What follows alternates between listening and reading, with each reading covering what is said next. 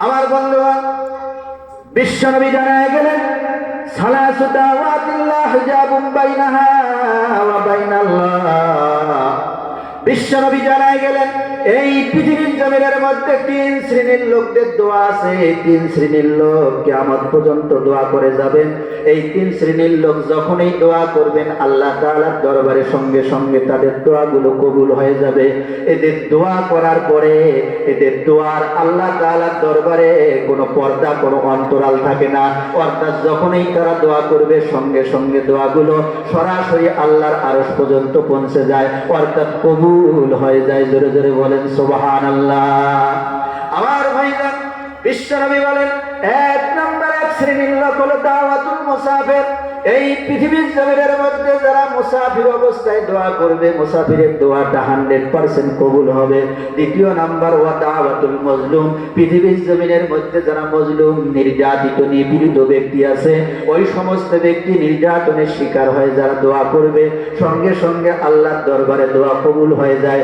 এই জন্য ভাইজান অনুরোধ করে যাই, জীবনে কারো উপকার করতে না পারেন, কাউকে কষ্ট দিয়েন না, কারো উপর জুলুম নির্যাতন করিয়েন না। জোরে বলেন কথা ঠিক না বেটি?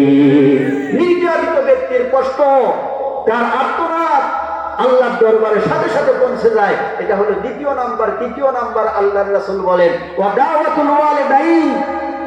সন্তানের জন্য নিজের পিতা মাতার দোয়া। জোরে জোরে বলেন মারহাবা।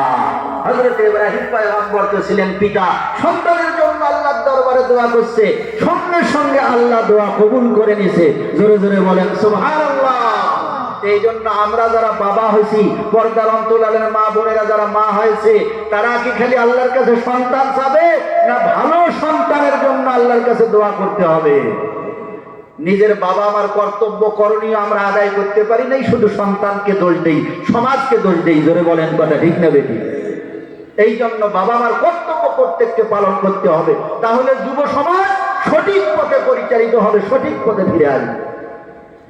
আমার বন্ধুগণ, যে কথা বলতেছিলাম, পৃথিবীর জমিনের মধ্যে বিশ্বনবী বললেন তৃতীয় নম্বরে মা বাবা যদি সন্তানের জন্য দোয়া করে, এই দোয়া কখনো বৃথা যায় না, কখনো বিফলে যায় না, সঙ্গে সঙ্গে আল্লাহ পাক রব্বুল আলামিনের দরবারে কবুল হয়ে যায়। ভাইজান, এটা বুঝার জন্য হাদিসের বিশুদ্ধ কিতাব বুখারী শরীফ, যার মতো কিতাব এই বিশ্বের জমিনের মধ্যে, এরকম বিশুদ্ধ কিতাব পৃথিবীর জমিনের মধ্যে দ্বিতীয় আর একটা নাই। এই কিতাব সম্পর্কে অভিজ্ঞ উলামায়ে কেরামের মতামত হলো আসহুল কুতুব বাদা কিতাবিল্লাহি তাআলা ফিদ দুনিয়া আল জামিউ সহিহুল বুখারী। এই পৃথিবীর জমিনের মধ্যে ইসলামকে সংরক্ষণ করার জন্য, আল্লাহর বিধানকে সংরক্ষণ করার জন্য পবিত্র কোরআনুল কারীমের পরে যদি ফাঁস কোনো কিতাব থাকে, সেটা হলো ইমাম বুখারী রহমাতুল্লাহি আলাইহির লিখিত সহিহ বুখারী শরীফ। জোরে জোরে বলেন সুবহানাল্লাহ। বুখারী শরীফ এত বরকতময় এক কিতাব, আল্লাহু আকবার, খুব সম্মানিত কিতাব। এর মুসান্নিফ লেখক কত বড় আল্লাহর ওলি ছিল, ওনার ওয়াজ করলে আবার কয়েক ঘন্টা সময় লেগে যাবে। আমার ওটা উদ্দেশ্য নাই। আমার যেটা বলা উদ্দেশ্য, এই বুখারী শরীফের মধ্যে 1193 নম্বর হাদিস হযরত আব্দুল্লাহ ইবনে ওমর রাদিয়াল্লাহু তাআলা আনহু থেকে বর্ণিত। তিনি বলেন যে আল্লাহর এক আবেদ বান্দা ছিল, আল্লাহর অলিক বান্দা ছিল, নাম ছিল জুরাইজ। নাম কি ছিল বলে? জুরাইজ। আল্লাহর ওলি, আল্লাহর আবেদ যুবক বান্দা জুরাইজ নিজের গির্জার মধ্যে, ইবাদতখানার মধ্যে ইবাদত বন্দেগী করত, সব সময় ইবাদত বন্দেগী করত। সংসারিক তেমন কাজ কর্ম, চাকরি বাকরি, ব্যবসা বাণিজ্য তেমনটা করতো না। সারাদিন ইবাদত বন্দেগী করতো, দিনের বেলা রোজা রেখে কাটায় দিত। আল্লাহর ওলি জুরাইজ এমন একদিনে ইবাদতখানার মধ্যে ইবাদত করতেছে, নামাজ পড়তেছে। নামাজরত অবস্থায় তিনি দাঁড়িয়ে দাঁড়িয়ে নামাজ পড়ে, মাঝে মধ্যে আল্লাহর কুদরতি পায়ে সেজদা করার জন্য সেজদায় লুটিয়ে পড়ে। হঠাৎ করে নামাজরত অবস্থায় জুরাইজ লক্ষ্য করে দেখেন তার পাশের ঘর থেকে তার বৃদ্ধা মা তার নাম ধরে ডাক দিল, ও আমার ছেলে, যুবক সন্তান জুরাইজ, একটু আমার কাছে আসো, আমার একটু তোমার প্রয়োজন, তোমার কাছ থেকে আমি কোনো কাজ নিব, তোমাকে কোনো কাজের ব্যাপারে আদেশ করব। আল্লাহর আবেদ যুবক বান্দা হযরত জুরাইজ এবার চিন্তায় পড়ে গেলেন কি করবেন। নামাজ ভাঙবেন, নামাজ ভেঙ্গে নামাজ ছেড়ে দিয়ে মায়ের ডাকে সাড়া দিবেন, নাকি মায়ের কথাকে অমান্য করে নামাজ চালিয়ে যাইতে থাকবেন?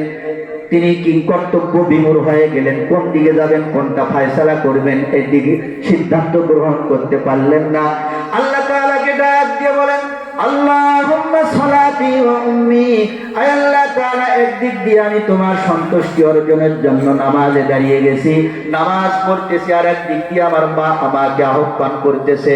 আমি তো সিদ্ধান্ত নিতে পারতেছি না, নামাজ পড়বো, মায়ের কথা অমান্য করব, নাকি নামাজ ছেড়ে দিয়ে মায়ের ডাকে সাড়া দিব। জোরে জোরে বলেন সুবহানাল্লাহ। বুঝতে পারলো না কোনটা বড় আমার কাছে। অথচ মা বাবা যদি এরকম বিদ্ধ হয়, বিপদের সম্মুখীন হয়, সন্তান ওই সময় নফল নামাজে থাকে, নফল নামাজ ছেড়ে দেওয়াও জায়েজ আছে। জোরে বলেন কথা ঠিক না বেঠিক? এটা ইসলামী ফিকহ শরীয়তের মধ্যে আছে। মা বাবার মূল্য সন্তানের কাছে, যুব সন্তানের কাছে এত বেশি।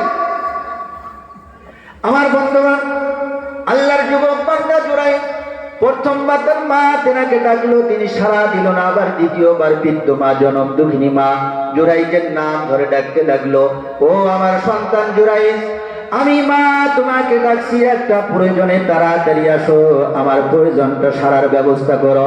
জুরাইজ আবার আল্লাহ রব্বুল আলামিনকে লক্ষ্য করে ডাক দিয়ে বললেন, আল্লাহুম্মা সালাতি ওয়া উম্মি, আয় আল্লাহ তাআলা, আমি নামাজরত অবস্থায় এখন সিদ্ধান্ত গ্রহণ করতে পারতেছি না, নামাজ পড়তে থাকবো, নামাজ পড়তে থাকবো, নিজের মায়ের কথা মান্য করব, নাকি নামাজ ছেড়ে দিয়ে নিজের মায়ের ডাকে সাড়া দিব।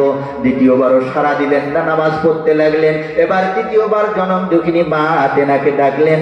এবার জুরাইজ ওই আল্লাহুম্মা সালাতি ওয়া উম্মি, আয় আল্লাহ, নামাজ পড়বো নাকি মায়ের ডাকে সাড়া দিব, এই কথা বলে মায়ের কথা অমান্য করলেন। আল্লাহর বান্দা মায়ের ডাকে সাড়া দিতে পারলেন না। আমার বন্ধুগণ, গর্ভধারিণী জনম দুঃখিনী মা আল্লাহ রব্বুল আলামিনের প্রতি আল্লাহ তাআলার দরবারে নিজের হাত দুখানা তুলে আল্লাহ তাআলাকে ডাক দিয়ে বলেন, আল্লাহ তাআলা, যে সন্তানকে একদিন দুদিন নয়, এক মাস দু মাস নয়, দীর্ঘ 10 মাস 10 দিন পর্যন্ত গর্ভে ধারণ করেছি, সেই সন্তান আজকে আমার বিপদে আমার ডাকে সাড়া দিল না। এই জন্য আমার সন্তানের উপর আমি অসন্তুষ্ট।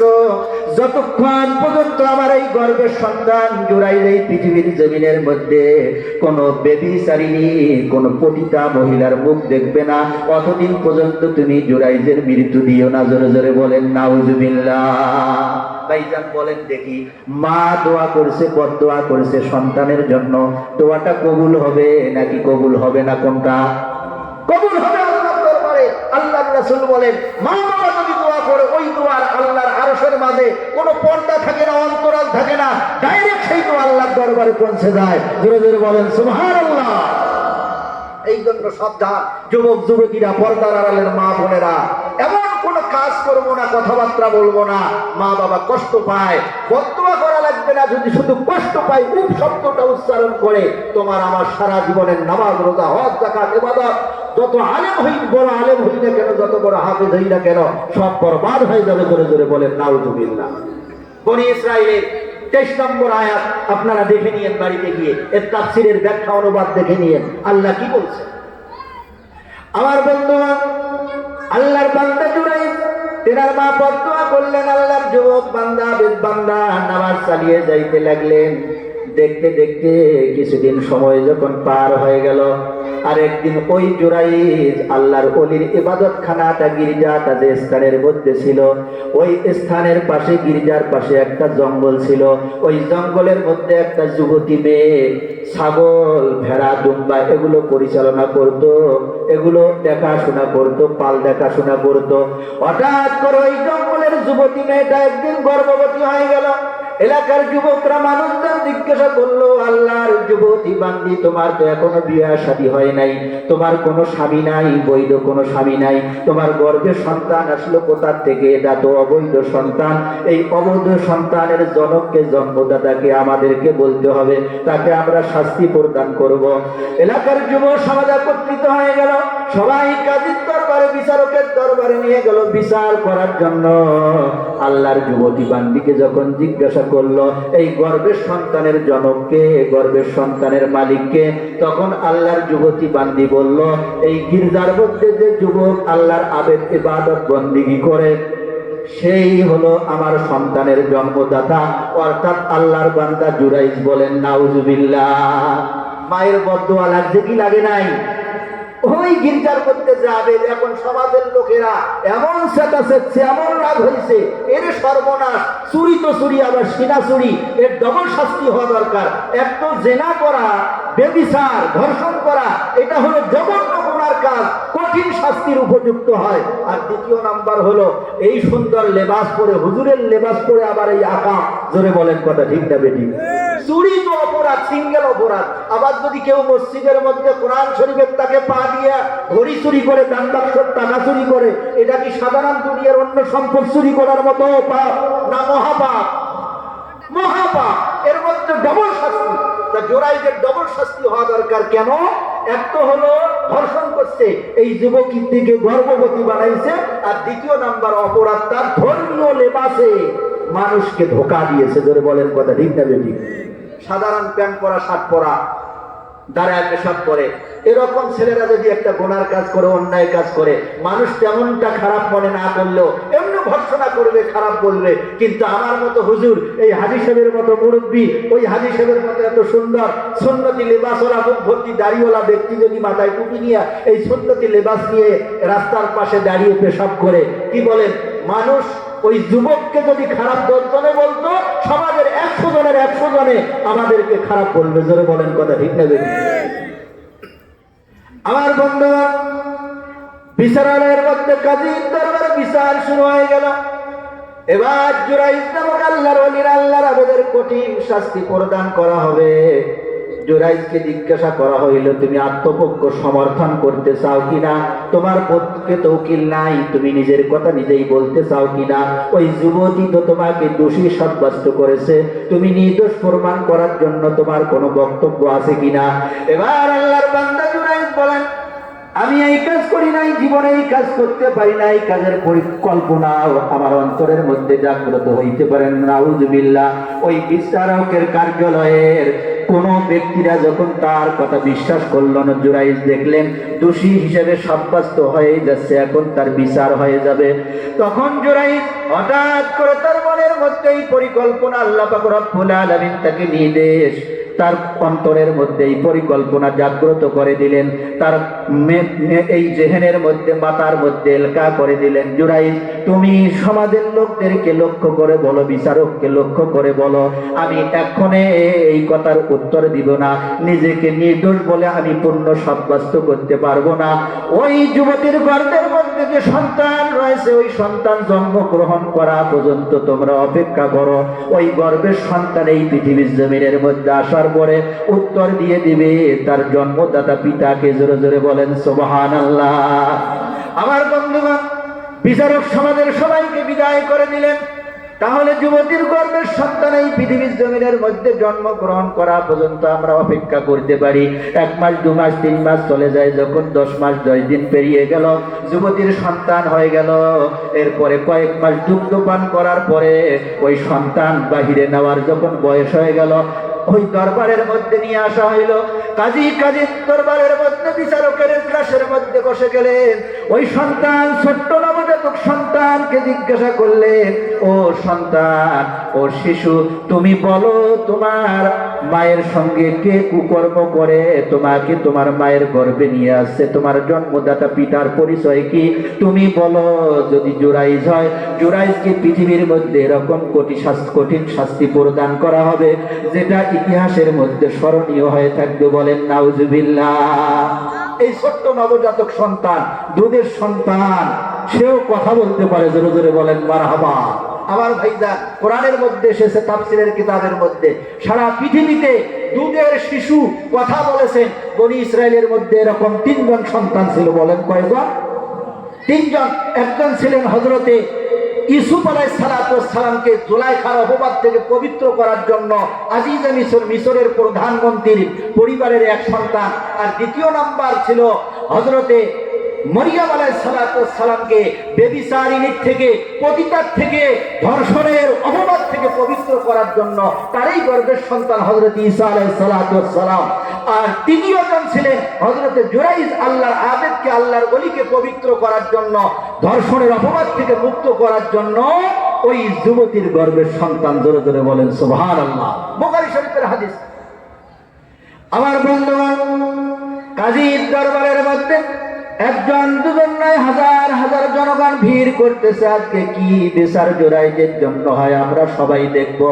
এরকম অবস্থায় কাজী যখন ওই সন্তানকে লক্ষ্য করে ডাক দিয়া বলেন, হে নবজাতক, হে শিশু, দুগ্ধ পানকারী শিশু, আমরা এতদিন তোমার জন্য অপেক্ষামান ছিলাম। তুমি মেহেরবানি করে, অনুগ্রহ করে বলো দেখি, কে তোমার মায়ের সঙ্গে কুকর্মে করে তোমাকে গর্ভের মধ্যে নিয়ে আসছে? তোমার জন্মদাতার পিতার পরিচয়টা কি?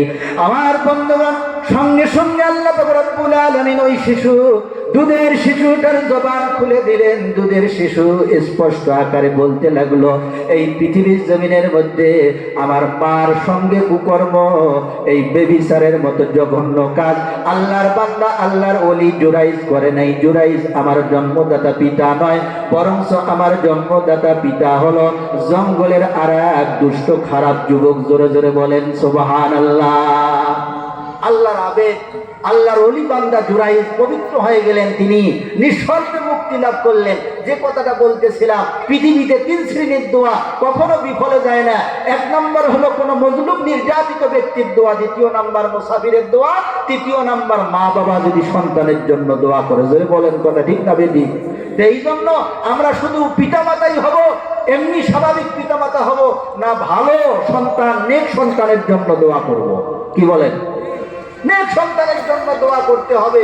সন্তানের জন্য দোয়া করি না সন্তান নামাজি হোক, সন্তান কোরআন পড়নেওয়ালা হোক, সন্তান ভালো মতো পরিচালিত হোক, এটা করি না। খালি হুজুরদেরকে বলি, হুজুর দোয়া করেন আমার ছেলেটার জন্য, গাঁজা খায় একটু কেমন টালমাটাল করে, রাত 12টা 1টা করে বাড়ির মধ্যে বেড়ে। জোরে বলেন কথা ঠিক না বেঠি?